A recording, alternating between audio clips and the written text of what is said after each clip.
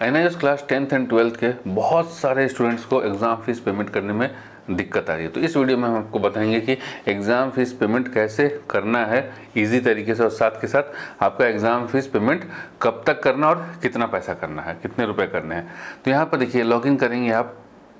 Login करने के बाद यहाँ जाएंगे आप पब्लिक एग्ज़ाम, पे पब्लिक एग्ज़ाम फीस अप्रैल मई 2025। तो अगर आप खुद से कर रहे हैं तो बेटा यहाँ से लॉगिन करके करिए। और एग्ज़ाम फीस का एक चीज़ आपको हम बता दें कि जब भी पेमेंट करिए ना, मोबाइल से मत करिए, मतलब मोबाइल में लॉगिन करके मत करिए। अगर आपके पास कंप्यूटर है तो कंप्यूटर पे लॉगिन करके करिए, नहीं तो साइबर कैफ़े में कराइए।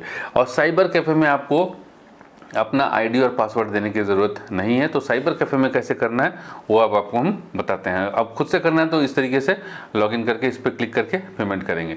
साइबर कैफ़े वाला तरीका आपको हम बताते हैं। ये है उसकी वेबसाइट, ठीक है। साइबर कैफ़े वाले को बोलेंगे ये खोल दो, hdmis.nios.ac.in। उसके बाद यहाँ जाएंगे एग्ज़ाम्स एंड रिजल्ट्स, फिर यहाँ आएंगे एग्ज़ाम के ऊपर, फिर यहाँ देखिए पे एग्ज़ाम फीस अप्रैल मई 2025, इसको क्लिक करेंगे। तो यहाँ पर देखिए एग्ज़ाम फीस जो है वो कितना लगता है। तो एग्ज़ाम फीस जो है आपका पर सब्जेक्ट 300 रुपये, मतलब थ्योरी का 300 रुपये, additional fees for subject having practical component. अब जो सब्जेक्ट में प्रैक्टिकल है, जैसे कि फिजिक्स में प्रैक्टिकल है, तो थ्योरी का 300 लगेगा प्लस 150 रुपीज़ प्रैक्टिकल का लगेगा। होम साइंस में प्रैक्टिकल है तो थ्योरी का 300 होम साइंस का प्लस 150 प्रैक्टिकल, मतलब 450 लगेगा। तो जिसमें प्रैक्टिकल नहीं है, जैसे मैथ में नहीं है, इंग्लिश में नहीं है, हिंदी में नहीं है, हिस्ट्री में नहीं है, साइकोलॉजी में नहीं है, सोशोलॉजी में नहीं है, अकाउंट्स, इको, बीएसटी में नहीं है, तो इसका फीस होगा 300 रुपये। जिसमें प्रैक्टिकल है physics, chemistry, biology, home science, painting, data entry, computer science, तो इन सभी सब्जेक्ट में आपका लगेगा 450 रुपीज़ एक सब्जेक्ट का। फिर उसके बाद ये लेट फाइन है, तो लेट फाइन कब लगेगा तो ये भी आपको हम बता देते हैं। देखिए 20 दिसंबर तक आप पे कर लीजिए बिना लेट फाइन के। जो हमने बताया ना 300 रुपये बिना प्रैक्टिकल वाले सब्जेक्ट का, प्रैक्टिकल वाले सब्जेक्ट का 450 रुपीज़, ये 20 दिसंबर तक है। 20 दिसंबर के बाद अगर आप लेट करते हैं तो पर सब्जेक्ट लेट फाइन लगेगा 150 रुपये।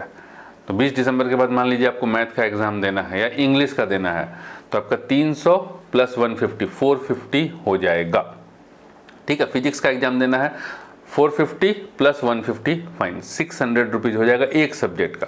और उसके बाद भी अगर 31 दिसंबर तक भी अगर आप नहीं मानते हैं और लेट करते हैं तो 10 जनवरी तक टाइम है, इसमें आपको 1600 रुपीज़ टोटल फाइन लगेगा।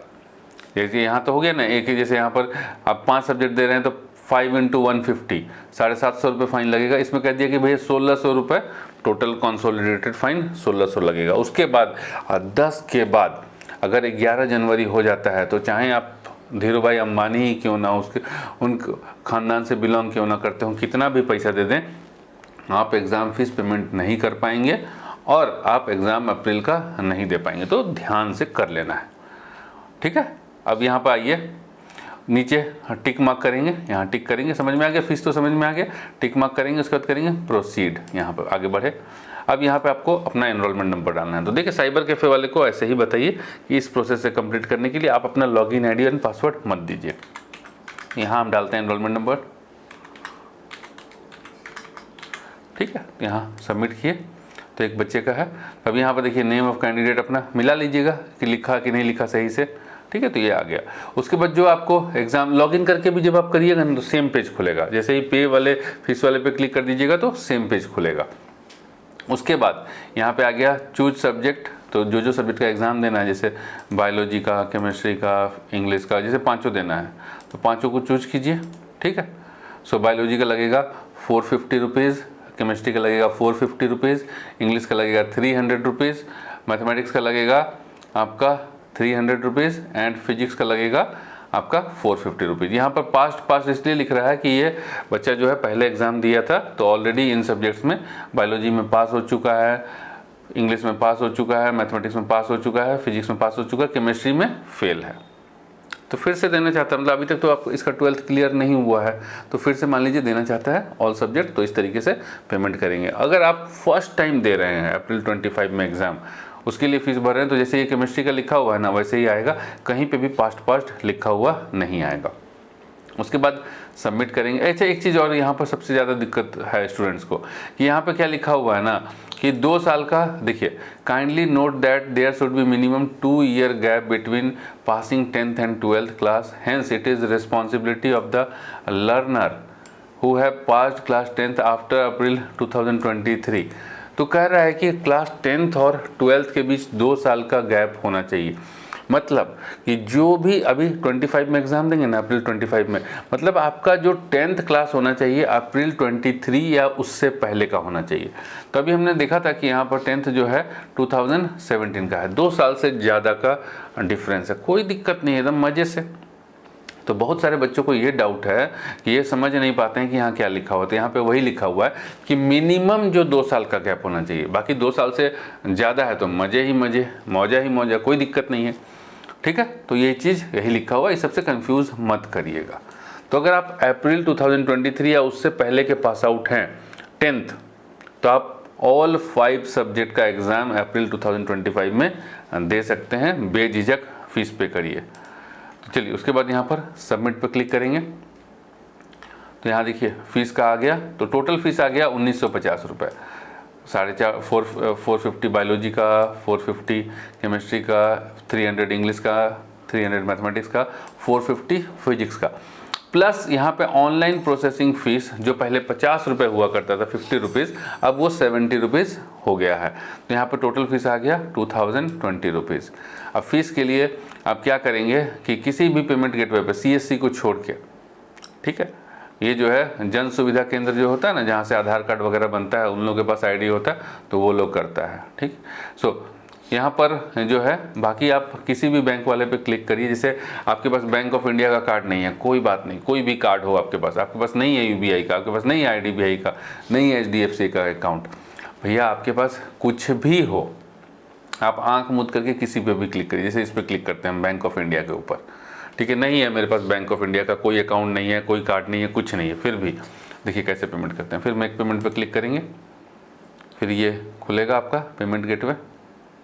थोड़ा स्लो चल रहा है तो ध्यान से करिएगा, इसलिए कहते हैं कि साइबर कैफ़े में कराइएगा। जैसे कि पेमेंट करने के बाद सपोज़ कीजिए कि इसी तरीके से घूमता रहा तो आपका पैसा कट गया, पता लगा कि पैसा भी कट गया और चले गया, तो साइबर कैफ़े में इसीलिए कराइएगा, उसका इंटरनेट स्लो रहता है। देखिए हमारा इंटरनेट बहुत ही फास्ट है, फिर भी NIOS की वेबसाइट स्लो है।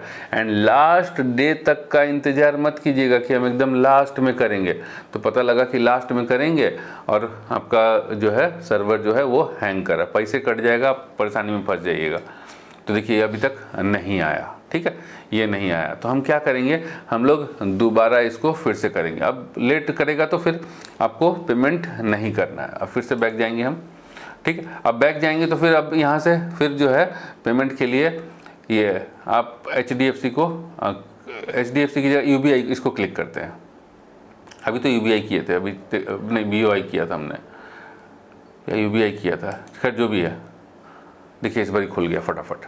तो जब लेट करें ना तो उस वक्त आप एकदम अलर्ट हो जाइए, नहीं करना है, आप पीछे जाइए या फिर से एकदम स्टार्टिंग से जाइए, स्टार्टिंग से एनरोलमेंट नंबर डालिए, सब चीज़ चेक करिए, आप उसको करिए।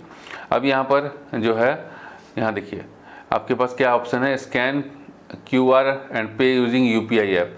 तो यहाँ QR कोड आ गया, तो इस QR कोड को स्कैन करके भी आप पेमेंट कर सकते हैं, ठीक है। तो पेमेंट कर दिए आप, हो गया। अब चेक कैसे करेंगे कि पेमेंट आपके जो है इसको क्या नाम है NIOS को मिला कि नहीं मिला और आपके अकाउंट में जमा हुआ कि नहीं हुआ फीस पेमेंट, तो उसके लिए आपको हम बता देते हैं कि कैसे चेक करना है।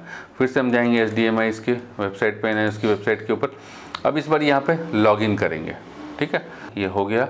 लॉगिन करने के बाद आप यहाँ पर देखिए पेमेंट स्टेटस लिखा हुआ ना, यहाँ पर पेमेंट स्टेटस पे चेक करेंगे। तो जैसे अभी हमने इस अकाउंट में पेमेंट किया नहीं है, हमने दूसरे एनरोलमेंट नंबर डाल के चेक किया था, पेमेंट तो किया नहीं, तो यहाँ पर जाएंगे। पेमेंट करने के बाद अगर आप पेमेंट करते हैं तो पेमेंट हिस्ट्री में जाएंगे। तो यहाँ पर पेमेंट हिस्ट्री में देखिए इस तरीके से चेक करेंगे। अगर आपका एग्ज़ाम फीस पेमेंट हो गया होगा, तो जैसे है ना, ये पुराना है मेरा 3 जुलाई का पेमेंट है, ठीक है, तो ये दिखा रहा था। उसी तरीके से जैसे आज की डेट में, आज हो गई आपकी डेट 13 दिसंबर, तो यहाँ दिख देगा 13 दिसंबर और ग्रीन में हो जाएगा एग्जाम फीस, मॉड्यूल लिख देगा एग्जाम फीस और ये ग्रीन में हो जाएगा पेमेंट। जैसे ये देखिए नीचे वाला जो है फेल्ड है, फेल्ड वाला वाइट में रहेगा, दिख रहा है ना फेल्ड, ये वाइट में रहेगा, ये ऊपर वाला भी फेल्ड है, ये वाइट में है, और ये जो है पेमेंट हो जाएगा तो आपको ग्रीन में दिखेगा। तो लॉगिन करके चेक कर लीजिएगा। दो तरीके से चेक कर सकते हैं, एक तो आपका ईमेल पे आ जाएगा और दूसरा लॉगिन करके चेक कर लीजिएगा कि आया कि नहीं आया। And most important thing, exam fees का पेमेंट कंप्यूटर से करिए, घर में कंप्यूटर लैपटॉप है तो वहाँ से करिए, नहीं तो साइबर कैफ़े जाके, जैसे हमने बताया आईडी पासवर्ड मत दीजिए, बिना आईडी पासवर्ड दिए हुए भी पेमेंट होता है, उस तरीके से करिए। अब दूसरी बात आती है कि जो स्टूडेंट अक्टूबर का एग्ज़ाम दे रखे हैं, ठीक है, जैसे ये देखिए यहाँ पर अक्टूबर का एग्ज़ाम फीस पेमेंट हुआ पड़ा है, देख रहे हैं ना, एग्ज़ाम फीस ये है अक्टूबर का। तो जब अक्टूबर का एग्ज़ाम फीस पेमेंट हुआ पड़ा है तो उस केस में अभी लॉग आउट करके आपको हम दिखाते हैं कि क्या दिखाएगा, या डैशबोर्ड पे ही चलते हैं, ये हमारा ही है, ठीक है। तो अक्टूबर का हमने एग्ज़ाम फीस पेमेंट किया था। अब हम यहाँ पर एग्ज़ाम फीस पेमेंट करने की कोशिश करते हैं, यहाँ करते हैं तो यहाँ लिख रहा है not eligible, you are not allowed to pay exam fees. अब ऐसा क्यों लिख रहा है, ये एक्सेप्शन क्यों दे रहा है?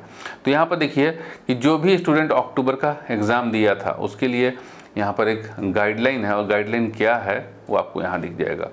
एग्ज़ाम एंड पे एग्ज़ाम यहाँ पर है, एग्ज़ाम फीस, इसके ऊपर क्लिक करिए। यहाँ देखिए लिखा हुआ नीचे, the examination fees payment schedule for the learners registered for October November 2024 public examination will be notified after the declaration of result. इसका मतलब ये है कि जो भी स्टूडेंट अपना अक्टूबर नवंबर 2024 का एग्ज़ाम फीस पेमेंट किए थे, चाहे वो एग्ज़ाम दिए चाहे नहीं दिए, उससे कोई फ़र्क नहीं पड़ता है। आप एग्ज़ाम फीस पेमेंट किए ना, तो आप एग्ज़ाम फीस पेमेंट किए अक्टूबर का, तो अक्टूबर का जब रिज़ल्ट आ जाएगा, रिज़ल्ट आने के बाद आपको 2-3 दिन का टाइम मिलता है, बहुत कम टाइम मिलता है, ध्यान में रखिएगा।